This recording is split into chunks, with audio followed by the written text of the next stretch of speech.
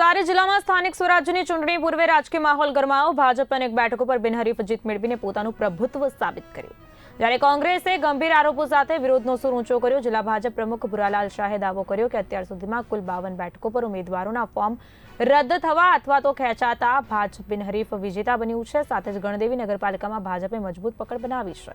6 વોર્ડની કુલ 24 બેઠકોમાંથી 21 બેઠકો પર ભાજપે બિનહરીફ જીત મેળવી, જ્યારે બાકી રહેલી 3 બેઠકો જીતવા માટે પણ ભાજપે લક્ષ્યાંક નક્કી કર્યો।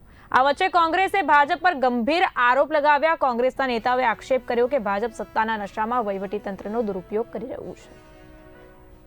ભારતીય જનતા પાર્ટીના જિલ્લા પ્રમુખ સહિત આખું તંત્ર કોંગ્રેસના તાલુકા, જિલ્લા અને શહેરના ઉમેદવારોને દબડાવી ધમકાવી અને ફોર્મ ખેંચાવવા માટે જે પ્રયાસ કરી રહ્યું છે એ નિંદનીય છે। જનતા આ તમાશો જોઈ રહી છે। જનતા ભારતીય જનતા પાર્ટીના ભ્રષ્ટાચારથી થાકી અને કોંગ્રેસને મત આપીને જીતાડવાની છે એ ભારતીય જનતા પાર્ટીના પ્રમુખને ખબર પડી ગઈ છે।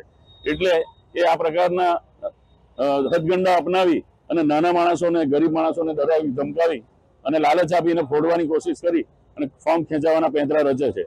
પરંતુ મારે અહીંથી અમને ચેલેન્જ આપવી છે કે જો તમારા આટલી મોટી તમારી ભારતીય જનતા પાર્ટી હોય, દેશમાં, રાજ્યમાં અને તમામ જગ્યાએ તમારું શાસન હોય અને તમે જો વિકાસ કર્યો હોય અને તમારી વિકાસની રાજનીતિથી લોકો ખુશ હોય તો તમારે આ બધા ધંધા નહીં કરવા જોઈએ। નાના માણસો સામે લડીને જીતવાની કેપેસિટી નહીં હોય તો જ આ બધા ધંધા કરવા પડે। એટલે હું અહીંથી ભુરાલાલ શાહને, જિલ્લા પ્રમુખને ચેલેન્જ કરું છું।